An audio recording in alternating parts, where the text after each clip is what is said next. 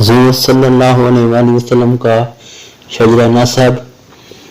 حضرت ابراہیم خلیل اللہ علیہ السلام کے بیٹے حضرت اسماعیل علیہ السلام، ان کے بیٹے عدنان اور عدنان کے بیٹے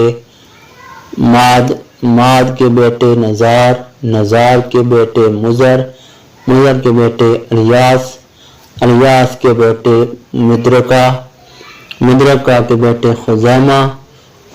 کے بیٹے کنانہ کے بیٹے نظر کے بیٹے مالک کے بیٹے فار کے بیٹے